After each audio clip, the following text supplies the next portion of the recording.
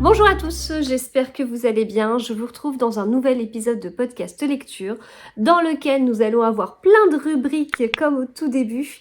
On va avoir une rubrique d'événements littéraires car j'ai eu la chance de revoir Jérôme Camus et Nathalie Hugues pour la sortie de Nos âmes au diable en poche. Il va y avoir une rubrique nouveautés dans ma palle avec deux belles box que j'ai reçues, incroyables, et un livre jeunesse. Ça faisait un petit moment que je vous avais pas parlé de livre jeunesse, donc je vous montrerai ce qu'on a reçu pour mon fils tout à l'heure. Et puis je vous parlerai de deux livres que j'ai lus, un polar islandais et une autrice de polar français qui fait partie des louves du polar. Voilà le programme de cet épisode. J'espère que ça vous plaît. C'est parti. Je commence avec la soirée littéraire qui était trop bien. C'était un dîner organisé par Pocket dans un restaurant trop chouette avec les auteurs donc Jérôme Camus et Nathalie Hugues. C'est des auteurs que j'ai déjà rencontrés à plusieurs reprises, notamment au livre sur la place, je ne sais plus le nom exact, du salon de Nancy au mois de septembre, et puis bien sûr le festival sans nom à Mulhouse, d'autant plus que ce livre est celui qui a gagné le grand prix du festival sans nom. Voilà, donc je l'ai lu en grand format puisque je faisais partie du jury, et puis je l'ai eu en petit format et je l'ai fait dédicacer lors de cette soirée. Voilà, c'était un plaisir d'échanger avec eux. Jérôme Camus, j'avais déjà dîné avec lui, avec Angie de Madame Chachali à Mulhouse justement, et puis j'avais discuté avec les deux alors lors du salon, sur le quai de la gare, juste avant que notre train malheureusement soit supprimé pour rentrer à Paris. Et là, quel plaisir de pouvoir dîner avec eux, de pouvoir échanger avec eux. J'ai appris pas mal de choses. Alors, c'est un couple d'auteurs que je connaissais de nom, et je connaissais certains de leurs livres, au moins visuellement, puisque mon mari en a dévoré. Et donc, il y a la série des W3. J'en ai d'autres là-bas. Je pensais qu'il les avait tous, mais je me suis rendu compte que non, il ne les a pas tous. Il en a que 6, on doit en avoir 6, 7 à la maison, c'est tout. Mais il faut que je creuse davantage. En fait, Nos âmes au diable, j'avais une boule au ventre quand j'ai lu le livre parce que le sujet est vraiment difficile et dérange en fait, si vous voulez. Mais donc j'avais vraiment une boule au ventre, si vous voulez. J'étais presque pas bien en lisant le livre, ce qui prouve qu'au niveau des émotions, ça y était, le sujet il était assez dur. Mais alors le côté thriller, mais voilà, c'était pour moi un vrai thriller et c'est pas toujours le cas. Donc un page turner, enfin. Et là j'étais très surprise qu'en poche il fasse quasiment 400 pages parce que j'ai l'impression que je l'avais dévoré en fait. Enfin, alors que 400 pages on lit pas comme ça. J'avais presque l'impression de l'avoir lu en une demi-journée. Alors c'était pas le cas parce que c'était une période où je travaillais et tout ça, donc j'avais pas une demi-journée de libre. Mais je me souviens vraiment un page turner incroyable quoi. Mais oh là là là là là là, c'est prenant, c'est angoissant, c'est et révoltant, hein, révoltant par moments. Donc vraiment je vous le conseille, je vous le conseille. Non seulement parce que le livre est bien, non seulement parce que c'est un thriller, non seulement parce qu'il a eu le grand prix d'un festival au top, et en plus le duo d'auteurs, le couple d'auteurs est trop sympa. Voilà. C'est hyper intéressant de savoir comment ils écrivent. Et c'est pas le seul duo d'auteurs que j'ai lu, parce qu'il y a les auteurs d'Alabama 1963 que j'aime énormément, Ludovic Manchette et Christian Niemiec, et ils écrivent d'une certaine façon. Moi, ça me passionne en fait, hein, ça, le côté organisation, comment ça se passe et tout ça. Et dans le cadre d'un duo, bah, on se pose plein de questions. Et ils écrivent, ils ne fonctionnent pas de la même façon. Ludovic Manchette et Christian Niemiec, ils fonctionnent vraiment en même temps presque. L'un va commencer la phrase et l'autre va la finir. Et si vous avez la chance de les rencontrer, de discuter avec eux, ou si vous avez la chance de les écouter, il y a certainement des vidéos accessibles sur Internet, je pense notamment à la chaîne YouTube de Babelio, vous comprendrez. Voilà, comment ils fonctionnent, parce qu'effectivement, ça fonctionne comme ça aussi quand ils parlent. Là, Jérôme Camus et Nathalie Hugues, ils vont fonctionner d'une autre façon, où en fait on a Jérôme Camus qui commence l'histoire, le premier jet, et Nathalie Hugues qui repasse derrière et qui continue. Et c'est hyper intéressant aussi. Et après, il nous explique que ils discutent, je vais pas dire tout au long de la journée, mais ils ont échangé sur l'intrigue avant de passer à l'écriture. Enfin, voilà, il y a vraiment un travail qui est fait à deux, où ils vont échanger sur des dénouements possibles, des suites possibles. Mais au niveau de l'écriture, ça va se passer comme ça, et c'est... moi j'aime bien, enfin j'aime bien savoir tout ça, c'est des petits secrets d'écriture en fait, voilà. Donc soirée au top, couple hyper sympathique, et voilà, Nos âmes au diable chez Pocket, donc allez-y. Je passe au nouveau livre dans ma palle, et je commence avec un livre qui ne va pas entrer dans ma palle, non pas parce que je vais le lire tout de suite, mais parce que c'est un Geronimo Stilton, un livre pour enfants. Alors, c'est dans les Geronimo Stilton, il y a 50 000 séries. Il y a les Geronimo Stilton, il y a les Théa Stilton, il y a les Geronimo Stilton Voyage dans le temps, il y a les Geronimo Stilton dinosaures, hommes préhistoriques, il y a les Geronimo Stilton un peu Sherlock Holmes et tout. Et ben là, c'est une nouvelle série. C'est le tome 1, Spaghetto 1, l'Escape Game Infernal. Découvrez les nouvelles aventures de Geronimo Stilton et de son chien Spaghetto. Voilà. Alors, je vais enlever le papier. Il est en librairie depuis le 4 janvier. Et donc voilà, du coup, voilà tout ce qu'il y a. Ce n'est peut-être que les 2 premières pages. Non, dedans, il n'y a pas les Théa Stilton. Mais, ah oui, puis on est un peu plus que ça en Geronimo, je pense maintenant. Bon. Ah oui, il y a... Ah si, pardon, les T-Rex, oui, sur l'aile des derniers dinosaures, je vous en ai parlé. Et donc voilà, c'est comme ça.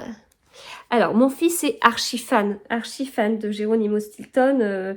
À la maison, on doit avoir au moins 100 Geronimo Stilton.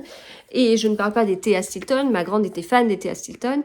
Et bien maintenant, ma dernière, qui est en CP, lit des Geronimo Stilton. Alors, ce matin, justement, elle m'en parlait. Elle voulait en prendre d'autres à son frère. Je dis, bah t'as fini les premiers? Non, parce que c'est trop long, maman. Il y a 93 pages. Je dis, bah oui, enfin, j'en suis à la page 93 plutôt. Et il y a 100, là, il y a plus d'une centaine de pages. Je dis, bah oui, mais tu vas pas commencer un autre si t'as pas terminé. Donc voilà. Et puis mon fils, du coup, il voit ces Geronimo Stilton qui passent dans la chambre de sa sœur. Mais voilà, en tout cas, une série de livres que les enfants aiment beaucoup et qui se renouvellent. Et ça, c'est génial. Alors, je vais continuer avec des kits, j'allais dire, non, des box de livres que j'ai reçus. Alors, je vais essayer de récupérer tout ça parce que c'est vraiment des sacrés box. Alors, la première, c'est une box autour de Mariana Enriquez avec le livre qui est un beau pavé, Notre part de nuit qui sort chez Point. Hop, voilà le livre. Petit pavé, 750 pages. Voilà, hypnotique, obsédant et sublime. Et il est beau, hein. Il est beau. Voilà, j'ai eu le grand format qui est sorti chez les éditions du Sous-sol, Les dangers de fumer au lit. Alors pour le coup, il est petit, 200 et quelques pages. Et on a des pages noires pour délimiter les chapitres. Voilà, mais je vous ai dit que c'était une box, donc il n'y a pas que ça. Il y a des cartes, donc avec le livre que j'ai reçu en poche, le grand format. Et puis celui-ci, Ce que nous avons perdu dans le feu. Et un jeu de tarot, Tatou Tarot. Hop. Alors...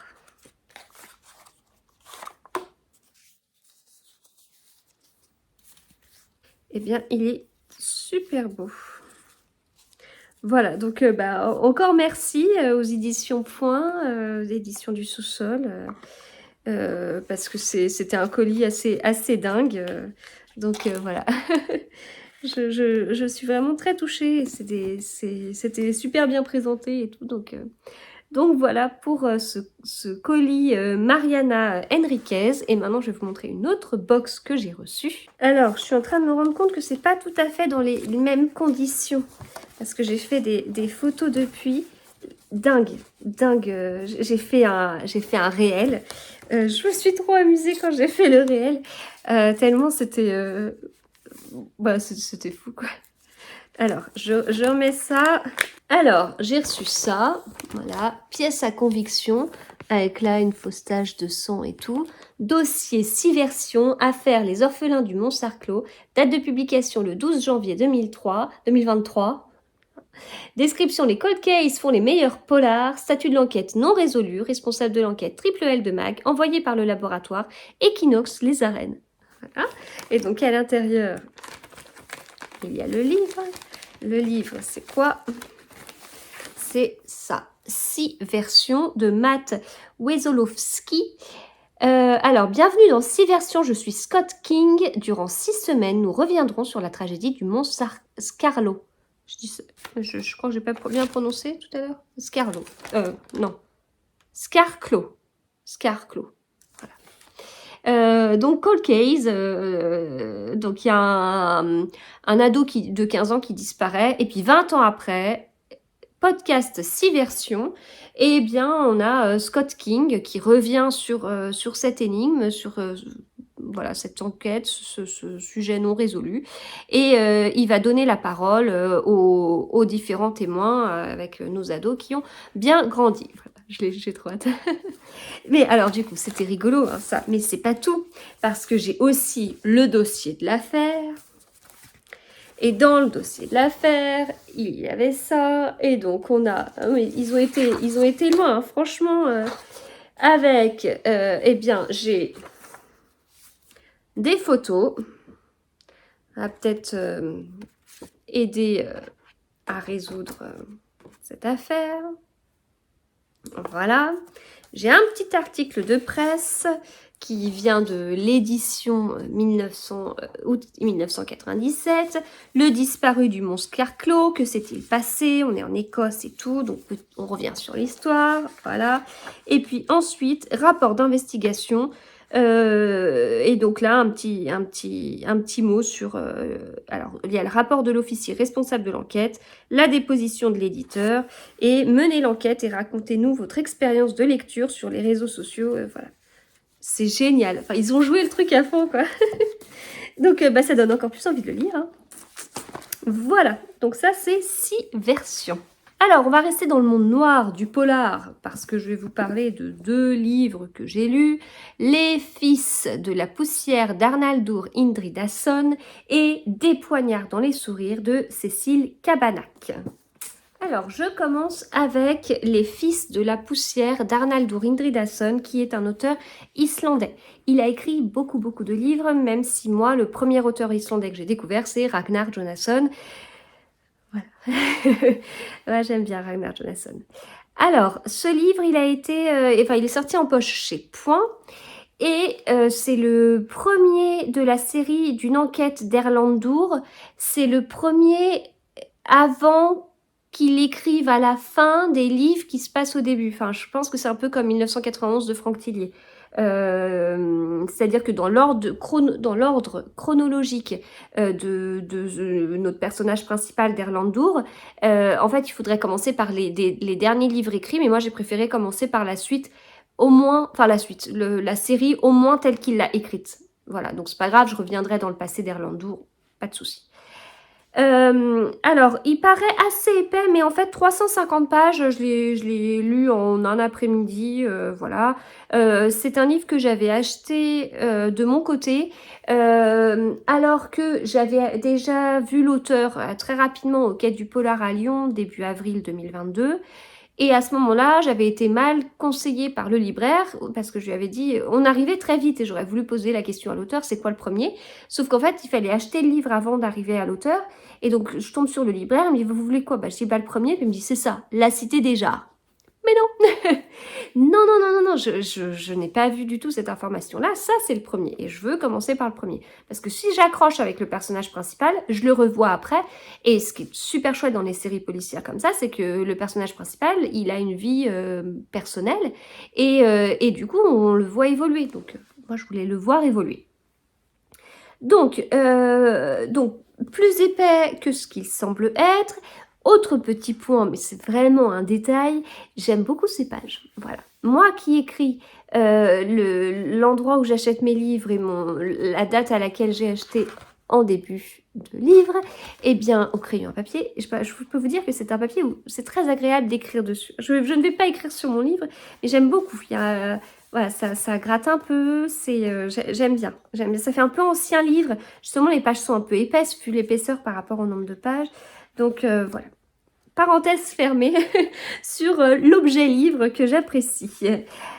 Alors, donc j'allais dans ce polar nordique, j'allais dans ce polar islandais, forcément avec Ragnar Jonasson en tête, on peut s'en douter. Pour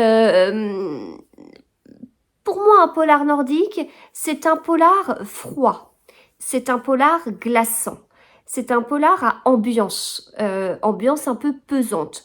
Donc, je ne vais pas forcément chercher un suspense incroyable. Je ne vais pas chercher un rythme très soutenu. Si je veux ça, je vais sur un page-turner de Cédric Cyr, je vais sur des livres d'Alexis Leipzger. Donc voilà, j'ai autre chose sous la main si c'est ce que je cherche. Quand je vais lire un polar nordique, je m'attends à être dans mon canapé, à avoir 2-3 plaids sur moi, à avoir la cheminée par loin et me dire qu'est-ce que j'ai froid. Qu'est-ce qu'il fait froid. Mais il fait froid dans ce livre, mais il fait froid, mais il fait froid. Voilà. Non pas que j'aime le froid, mais je m'attends vraiment à avoir cette ambiance-là. Et du coup, cette ambiance, ce contexte, cette météo particulière, et qui va mener alors à plusieurs choses, soit à des huis clos météorologiques, ce que j'appelle un huis clos météorologique. Je suis pas sûre que c'est un terme qui existe, mais c'est un huis clos forcé par la météo. Il fait tellement froid, ça Ragnar Jonasson est très doué pour ça. Il fait très froid, il neige partout, les routes sont bloquées, du coup les gens sont en huis clos, sont enfermés ensemble par la force des choses. Contrairement à Agatha Christie où il y a des huis clos, mais c'est volontaire. Il y a eu quelqu'un, un hôte, qui a invité 4, 5, 6 personnes et ils se retrouvent dans une grande maison enfermés, il y a un meurtre, on est dans un huis clos, mais un huis clos qui à la base était une invitation dans une grande maison. Voilà, il y a des ambiances un peu comme ça, il y a un côté un peu froid dans les relations parfois entre les personnages, des côtés un petit peu directs, c'est pas le même style de dialogue, voilà. Mais c'est vraiment ces ambiances en fait. Donc moi je vais dans un polar nordique en espérant avoir froid. Très bizarre, en espérant avoir froid. Alors, j'ai plein de choses à dire. Déjà, j'ai bien aimé. Pour commencer, parce que vu comment j'ai commencé, ça donnait l'impression que ça l'avait pas fait. Non, j'ai bien aimé. Je comprends pourquoi cet auteur a du succès. De toute façon, il a écrit beaucoup plus que Ragnar Jonasson. Il a pas du tout le même âge. Je pense que c'est... Enfin, j'ai l'impression que c'est un des auteurs les plus connus d'Islande, en fait. Donc voilà, je comprends pourquoi. Je suis désolée, j'arrête pas de les comparer, mais moi je connais bien qu'un seul auteur islandais. J'en ai déjà lu une autre, c'était Eva Egisdottir, mais je connais pas encore assez. Avec Ragnar Jonasson, on a un personnage, notamment dans la série des enquêtes de Sigurdur, on a un personnage assez lisse, assez sympathique, assez jeune. Erlendur, il est pas comme ça. Erlendur, il est pas tout jeune, et alors j'ai été scotchée par la vie qu'il avait. Il a des enfants qui tournent mal, mais vraiment qui tournent mal. Il a une fille qui est toxico en fait. Je m'attendais pas à un personnage principal comme ça. Donc c'était assez intéressant.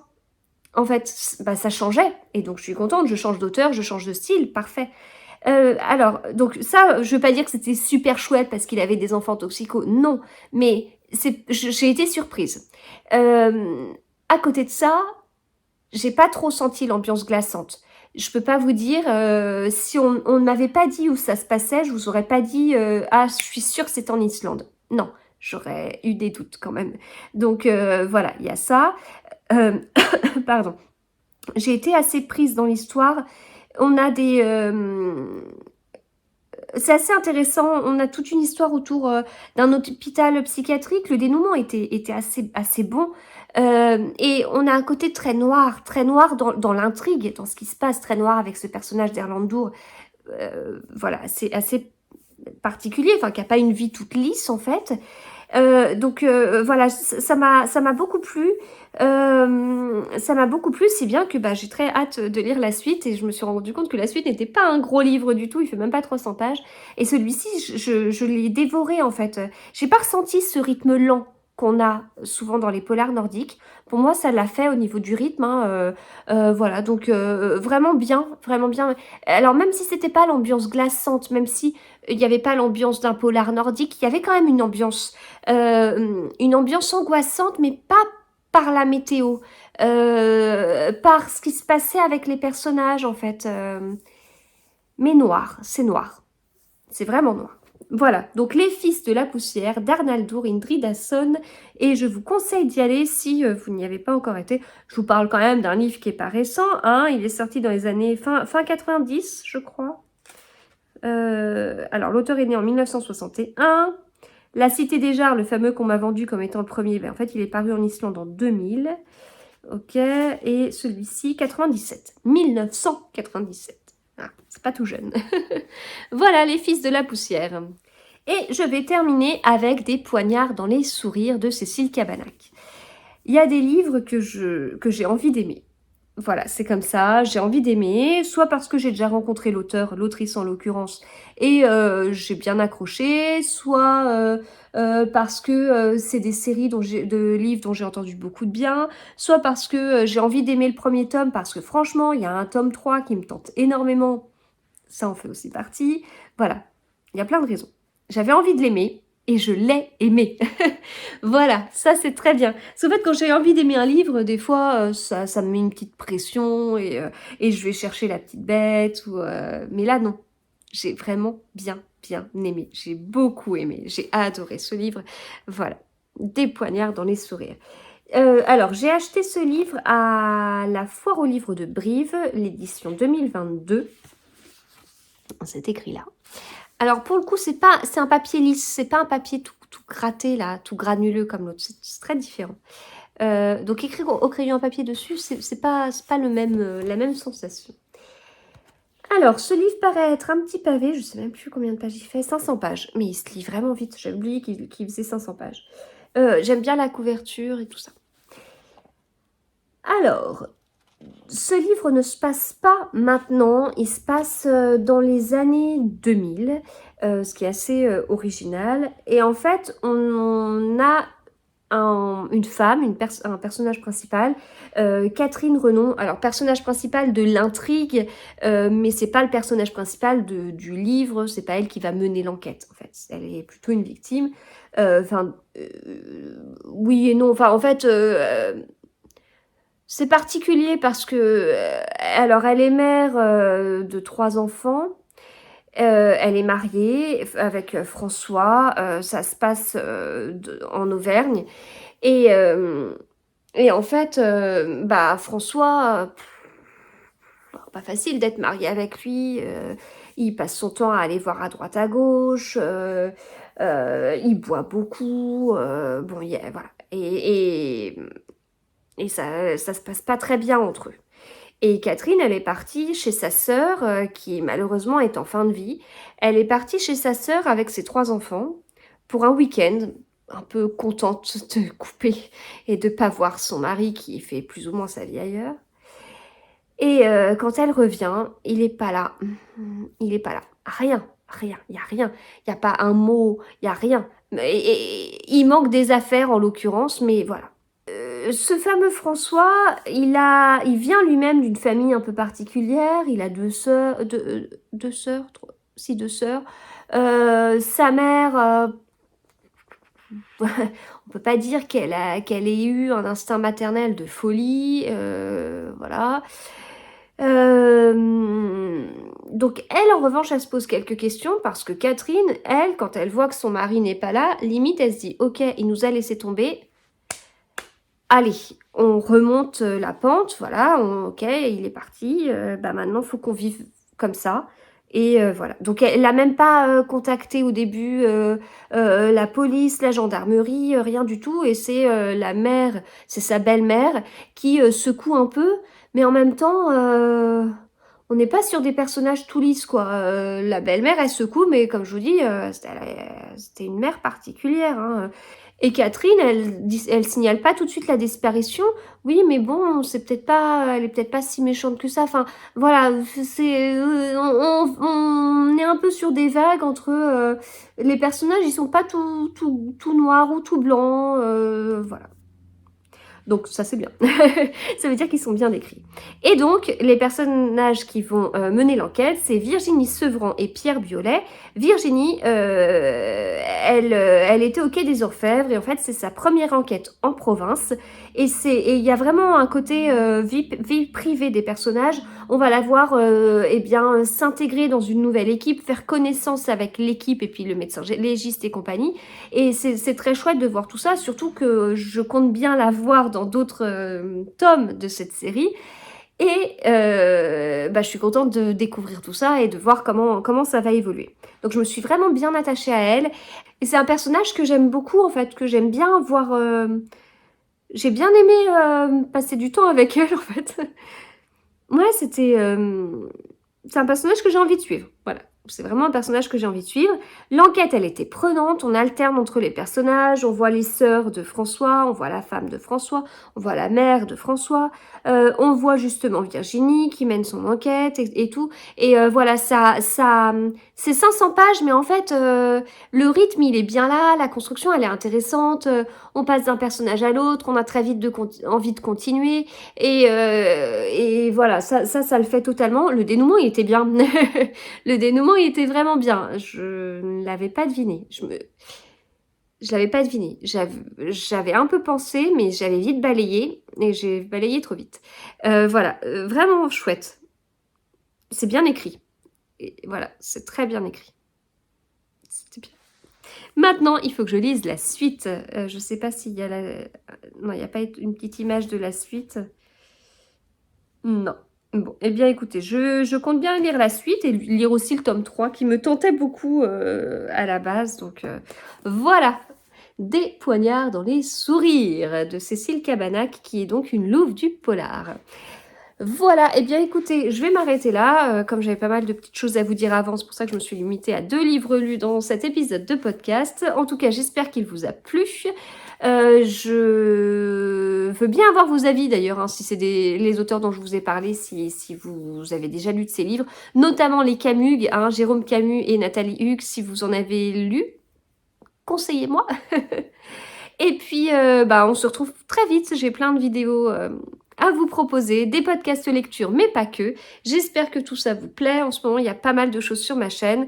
J'espère que c'est pas trop. J'espère que c'est... Alors, si vous me dites que c'est pas assez, là, je pourrais pas faire grand-chose. Mais bon, voilà. Écoutez, je vous souhaite de très bons moments lecture et on se retrouve très très vite. À bientôt.